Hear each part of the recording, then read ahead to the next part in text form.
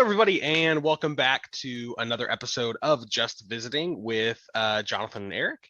And I'm Eric, that's Jonathan. And today, again, we're going to give you another recap of, unfortunately, the second game of the NBA Finals. And I already forgot the score already. But 107 to 88. All right, 107 to 88. We had Golden State overcame the Celtics. So we're going to talk about a little bit about that, what went wrong, what could be better, and what to expect for the next game. So Jonathan, I was actually on a date with my wife, so I was not able to watch it. Yeah, I told you I was going to watch it, and I was going to. And I did watch a tiny bit on my phone, but I didn't really watch it. So because we were out, we needed to spend some time together, so it was good. But anyways. So, but I did watch the highlights yesterday. So I did kind of go through them again, and I was hoping to watch the whole game, but I just didn't have the time to watch the whole thing again. So it was kind of frustrating. But anyways, you as a Celtics fan, what did you think of this game? What was your take on this? Man, I got so much to say about this. I was telling Eric before we started this video that I was up all night. Like, I was literally up all night listening to tons of basketball content. So much. Like, I must have spent like 6 or 7 hours listening to basketball content, from different people's perspective, listening, and I was like pouring over all the stats, like per quarter stats, like matchup stats, like defense stats, like looking through everything just to figure out what was going on in this game. I think the first thing I'm gonna say, the main thing that went wrong was turnovers. It was clear the turnovers. Yeah. We talked about this in our preview for the matchup for the finals, that turnovers would decide this game. Both teams have turnover struggles. Probably the Boston Celtics more than the Warriors. But I said from the very beginning, too many turnovers for the Boston Celtics is probably going to spell their doom. And last night or 2 nights ago, they had 19 turnovers in that game. So you're not going to win a finals game that way. You're just not going to win a finals game that way. And like we were talking about before, when they weren't just like dead ball turnovers. They were like easy steals that led to open threes, and that's what the Golden State Warriors do. They thrive on those open threes they get off those turnovers. And especially in the third, obviously, is when it really came to head. Like the offense started kind of stalling, and mounted that on top of that with turnovers, and then you get Steph Curry getting all these open threes. Now, what I do want to say, and I mean no disrespect by this. I really honestly don't mean any disrespect by this when I say this, but Golden State, they are truly the best front running team I have ever seen in my entire life. Like, when they start front running on you, like when they get ahead and Steph starts hitting his threes, they're just gone. They're like, it's basically over. You can't. It's like almost impossible to catch back up to them. Yeah, man, he was hitting some shots on you guys. I was just like, there's no way you can guard that. Yeah, he was just pulling up like right after he passed the half court line, and I was just like, and that's when that's when you know he's feeling it, though. You know what I mean? That's when you know it's like, that's okay, all fair. Right. But the crazy thing to me was I didn't think he played that well. Like, he had 29 points that game, but he shot like 9 for. Let me get the actual stats because I want to make sure I'm being accurate here. 9 for 20. He shot 9 for 21. He shot pretty well from the 3, 5 for 12. But from the floor, he didn't really shoot that well. Like, he didn't have an outstanding. Like, if he had 40 and we lost by a bunch, I'd be like, oh, okay, because he had 40. And he shot a good percentage, then we could have a discussion there. To be honest with you, as I was looking over the stats, I don't really think anybody on the team played particularly well. Like, it wasn't like anyone had a real breakout game. I guess you could say Bielisa had a pretty good game because he was 3 for 4, but he only took 4 shots, and he's a role player. And none of those were 3-point shots that he took. So it's like, okay, he had 6 points. Is that really that great? No, I don't think so. Yeah. You could say Draymond Green, but he only took 3 shots, and he had like 9 points for the game. And so it's like, okay, that wasn't that great either. Everyone else in their team basically shot, I want to say under 45%. Most of them shot close to like 35% from the floor. Yeah. So it's not like we play bad. It's just like we got caught in one quarter with our pants down because our offense wasn't going, and we had the turnovers. And then they just once they start front running, it's almost impossible to catch up. Like I'm sure you saw in the highlight, Jordan Poole hit that half court shot. It's like, okay, what do you do on that one? Like that's just like, okay, you guys just throw your hands up. He hit a couple good buckets in the last quarter, in the last the last half of the game, end of the third, beginning of the fourth. He hit a couple. Like I think that was the thing though. Curry didn't play like amazing, but he played good enough, and he played. His clutchness came through in this game. I mean, he hit shots that he needed to hit to get the momentum of the team to keep going. And to be honest, the Celtics were answering back for most of the game. So that's what surprised me, is because I heard the score when I actually tuned into the game. You guys were down by like 20, and I was like, "What happened?" Because I remembered in like I think I looked at the score in the first quarter, and I was like, "Wow, this is like really close." So when I was watching some of the game later on, as I was watching, I was even telling my cousin, I was like, they got beat by 20, and he was like, really? That's horrible. And I was like, yeah, I know. But then this is the thing about scores, right? Is like, it sounds like a lot until you watch the game in context. And this is for any team. Like when you watch the game in context, it's like that whole first half and into I would say the 3/4 of the third quarter, 3/4 way through, that you guys were playing fine, and then they got 10 points ahead, and then they got 12, and then 15, and then it was just like, then it was all of a sudden it was 24. It was like, whoa, what happened? So that was kind of a turn of events. Well, let me ask you this, so we can kind of keep this concise and together real fast. What did you see that Golden State did this game that they didn't do in the first game that probably aided them? To me, honestly, and this is what I was gonna say, I thought the MVP of the game was Draymond Green. I thought his ability to like get in their heads, and the tech stuff. So there was an incident. I'm just gonna explain for anyone who didn't watch it. There was an incident where early in the game, Draymond got a tech. He got a tech for basically yelling at a ref, I think, or he had maybe some altercation with Williams, I think, Grant Williams. And then later on in the game, he was defending Jaylen Brown, and he was contesting a three, and he kind of fell on top of Jaylen Brown. And then as they were both getting up, Draymond's feet go on top of Jaylen Brown's head. And so Jaylen's like, "Get your feet off of me, bro. What are you doing?" And then Draymond pushes him. And then Jaylen stands up real quick and like, "Oh, you want to go?" And then obviously, Draymond, the tough guy, he tries to pull. I'm not sure if he tried to pull his pants down or if he was just trying to get up, and he grabbed his leg to like support himself getting up. But he tugs at Jaylen's shorts, and they start sliding down, and then Jaylen's like trying to push him off and whatever. Now, so in that case, what do you think normally happens? What do the refs normally call in that case? Normally, you mean like where, like out of all those events, and that situation happens. There's just a little pushing, talking, and stuff going on. What do the refs normally call? Like a double tech. Exactly, a double tech. Offset. So with Draymond already having one tech, a double tech means he's out of the game. Now, again, in the moment, I was like, I don't want him thrown out because I don't want any excuses from Golden State Warriors fans about, the refs did it to us again. They got Draymond again. But the refs instead went to review it, which was weird because it was like, why do you need to review something that is very clearly a double tech? But they went to review it, and they were like, there is no tech for either person. We're just going to call it a common foul. And then Jaylen shot his 3 free throws. Again, in the moment, and even still now, I didn't want him thrown out for that game. I think it's stupid to throw out, especially for something like that was so ticky-tacky. It wasn't like a huge deal. But I do agree with people who say if the law of the land is that is normally a double technical, then you call it a double technical because that's just the law of the land.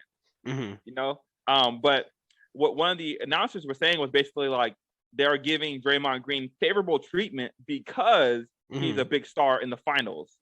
You know?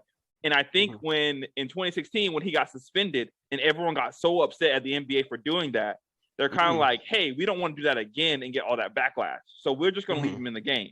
We're just, we're not going to, we know it's a double technical, but we're not going to call it because, he's Draymond Green, he's a big star or whatever. And even in Draymond Green's press conference, he said that he's earned the right to be officiated differently than other players. So he bragged about it. He basically bragged that, like, he's like, yeah, I know. Wow. Like, I knew they were going to call it. He basically was like, I knew they weren't going to call that on me.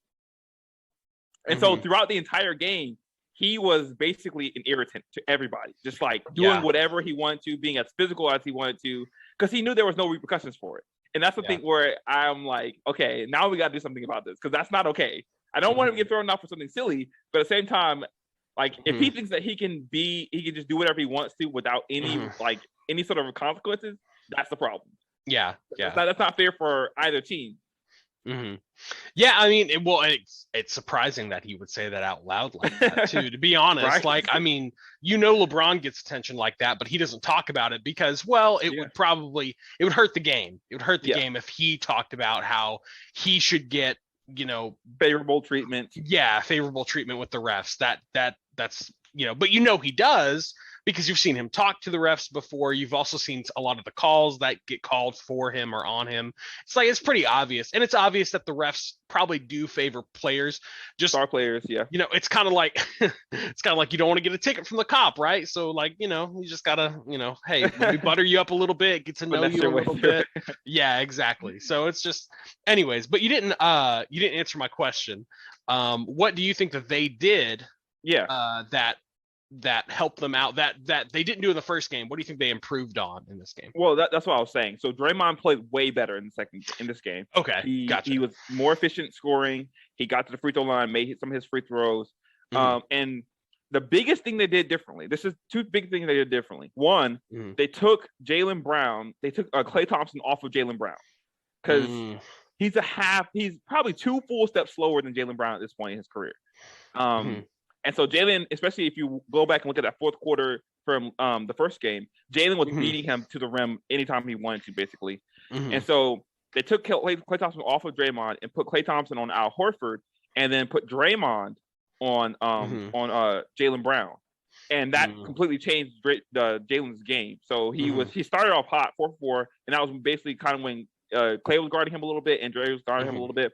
But once Draymond became the primary defender on Jaylen Brown, he went, I want to say, like 2 for like 17 or 16 or something like that, 2 for 11 or something like that. It was some crazy, like, really bad stat. Gotcha. So I thought Draymond was the factor in this game, and like, and you could tell he's a veteran. He's been here before. He's done this before. He knows this is a young team, so he knows he can get into their head a little bit with, like, talking trash to them and trying to get them outside of their game. And I think he did a great job with that. I don't think anyone on the court played better than Draymond Green played. He really played his game. Yeah, once I was watching it, I mean, I felt like they just shot better this game as a team, as a whole. They shot better. I thought Draymond played better. He definitely had a presence. How many points did he have in the whole game? It's a Draymond classic. He had 9 points. 9 points, I think 5 rebounds and like 7 assists. It's just his defense and stuff kind of came through, and some of the things he did. Yeah, it was his presence overall on the court. Like, it wasn't just like on Jaylen Brown. He was helping everywhere, and like, his ability to react and recover is pretty elite. Just like off stats is kind of what you're saying. Like, he kind of won't see him in the stat sheets looking like like Steph Curry does. But but I was expecting him the way you were talking about him. I expected him to have like 15, that. But I think he did have a factor. I thought Golden State just shot better overall. I mean, that's kind of what it seemed like. They also took. They had an advantage. They took advantage of all the turnovers. Obviously, that was the other thing too, is that, how well did the Celtics do that on Golden State's turnovers? You know what I mean? Did they turn those turnovers into points as well? I don't personally know that, because I don't know the stats, but I'm guessing Golden State probably did, because I thought we talked about this before we filmed it. I just thought they had a ton of fast break points. I don't know how many that was, but most of the time when I saw them scoring, especially in that third quarter, they were running the ball down to the basket usually. You know what I mean? Like, and I think we talked about this beforehand too. The fast break points in the NBA show maybe a little bit differently than what we're meaning, because I think he said it. Didn't you say it only shows like 12 or something? Yeah, so it says that Golden State only had 12 12 fast break points. Yeah, because I agree with you. I'd like to know what they think about fast break points, because to me it felt like they were constantly going to the basket. I mean, now granted, I watched the highlights, I didn't watch the whole game, but it just seemed like when they scored the most, when they started getting that, that leg up on you guys, it was just kind of like, we got the ball, run it down, run it down, run it down. They kept running it, and they were shown to be pretty effective that way. And then we'll switch it to the Boston Celtics. What did you, because they did not have the victory that we were hoping they would, what was your, what do you think they did well? And then what do you think they could obviously do a lot better on? I thought Jason came back and found a shot. That was probably the thing I was most concerned about. Mm-hmm. He didn't do, again, he still didn't have a great game, because he was like, I want to say he was like 8 of 22 or something like that. Let me check. But I thought him finding his shot was good news. So yeah, so he was 8 of 19 from the field, but he was 6 of 9 from 3-point. So I thought it was good to see him in rhythm, taking good shots, making a bunch of them. But I think the issue was one, they were complaining to the refs way too much. I thought the Warriors were allowed to play a lot more physical with them than they were.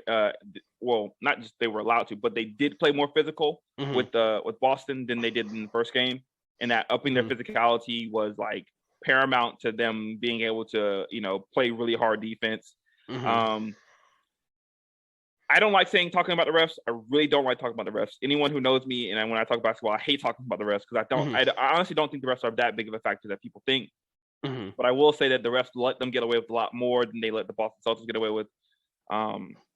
Especially if you just watch the flow of the game and you weren't like cheering for either team, you could probably see like I mean there were several blatant calls where it was just like he didn't touch him, but that was a foul. And because he missed, it was a foul. And now he's shooting 2 free throws. Or, getting some of our guys in foul trouble, stuff like that. Little ticky-tack stuff. I mean, again, it wasn't the reason why they lost at all. It had nothing to do with that them losing. But I do think it was a factor in the game. Yeah, just the flow. I mean, a foul can, if you're having like, a 6-point run or a 9-point run or something like that. Foul can take you right out of it. Yeah, it can just shocks you a little bit. You're like, oh, dang it. Especially when it's, a foul, a defensive foul where the other team's having to shoot, free throws now because of that. But I would say what I noticed, this is something I noticed. Now it could have been weird because of, the highlights and stuff, but it seemed like most of the points that Golden State was getting was off the drive. They would drive in, and then everybody, for some reason, I was like, why are you guys doing this? Everybody would come to help defense and leave somebody open. And it was happening a lot for the Celtics. And I was kind of like, why do 3 of you go to help off? Like, you don't need to do that. I get that it's Steph Curry, but like, if you don't hold your man, like, they're going to get an easy bucket. And so a lot of the easy buckets I saw were Steph or Jordan Poole or somebody just drove into the middle of the lane. They got there and then immediately was just dish it off. Now, I know you don't want them to get to the middle of the lane, because the middle of the lane obviously is kind of like a very, it's kind of like that's the exact spot you don't want to get them, because that's what they can cause trouble in your defense. But still, you don't want to have 3 guys jumping to the middle, 4 guys jumping to the middle, and that's what I saw a lot of them doing. And then they'd be like, "Oh crap, my man!" They'd have to run back. So I think maybe tightening up their defense a little bit would probably help them a lot. Yeah, for sure. But that's something I saw from the beginning of the game to the end. Most of the points that I saw were off the dribble for Golden State. They obviously had their threes in the second half. I saw a lot of deep shooting, which helped them out. But it is Golden State, so it's hard to tell if in the next game they're going to be shooting that well. Because I kind of think that while turnovers did help them, it seemed like the shots that kind of motivated them and got them through were, just some of those deep shots, their deep 3 balls and stuff they were taking. So I don't know if those are going to hit the next game, especially in the Garden. But before we end it, what's your expectation for game 3? I'm expecting the Celtics to come back and win. I don't know if it's going to be convincing or not, but I'm expecting them to win. They're always good out there. I went there 7-0 after a defeat in the playoffs this year. So we've never lost 2 games in a row going back. I think going back to like the beginning of the year, especially when we're fully healthy, we've never lost a back-to-back. So I think what the defensive, just to comment on what you were saying earlier, I think the main thing that the Warriors did differently was they started setting their screens a lot higher. So instead of setting Curry on the 3-point line of screen, they were like, once he's crossing half court, the screen would come, and then it forces your big to either jump on him, which gives obviously Curry a free run to the rim, or play him a drop coverage, and then he gets walk into a 3. So I think that kind of discombobulated how the Celtics were trying to defend him. And I'm curious why we're not switching a lot more than what we've been doing more recently. But I'm sure I'm just like confident in our coach. He'll have a good plan to combat that better when we come back. And again, this is why I keep saying this. I don't think any of them had a particularly great game. I just think they got us in the third quarter. If our offense shows up in the third quarter, this is still a fairly even game going to the fourth. But once your offense slows down, you can't match them shot for shot, and you have turnovers that give them open shots, easy shots. Then you're basically asking for them to win by a bunch of points. Yeah. I mean, I thought this was my initial thinking. I was like, neither team really played bad. You didn't see one team making like a bunch of mistakes, which is what caused them. You know what I mean? I mean, yeah, that's just what it felt like to me. Obviously, turnovers, which is a mistake, but like, defensively, it wasn't really that bad. Like, that was kind of a nitpick that I did. That's just kind of what I saw most often. I was like, well, if they would cut that off, that would probably help out a lot. But I don't know. I didn't really see too many like huge flaws that they can't overcome. You know what I mean? Yeah. It was just the third quarter. Golden State had a hot night, and then there's some turnovers, so that added to it. But definitely wasn't that bad at all. I mean, and also, I don't think this is. I mean, this is pretty big. But when you get like Marcus Smart, Al Horford, and like Grant Williams combining for like, what was it, like 10 points total, and each of those guys played plus 20 minutes. It's like, okay, you're not going to have a good chance to win when you're. Well, okay, Jonathan, is there anything else that you would like to say before we end the video? Any other thoughts you got about the game overall? No, I mean, anyone who's saying that the Warriors dominated, 7 of the 8 quarters because the Celtics just had one lucky fourth quarter, you're completely wrong. That's so off base. That's like, either you weren't watching the game, you haven't checked out the stats, or you're just a biased person. Okay, in game 1, the Celtics were only down 4 going into the second quarter. How are you dominating someone if you're only down 4? In the second quarter, they were up 2 going into half. So how are you dominating them? They're up 2.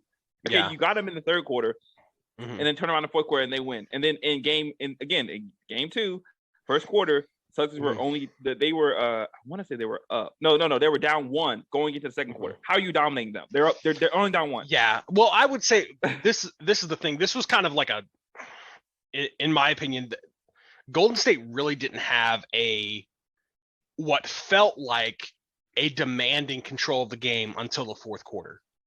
Like, agreed. Pretty much all 3 quarters. Well, I would even give you like the end of the third quarter. In the third quarter, they probably had a pretty commanding lead going into the fourth. Yeah.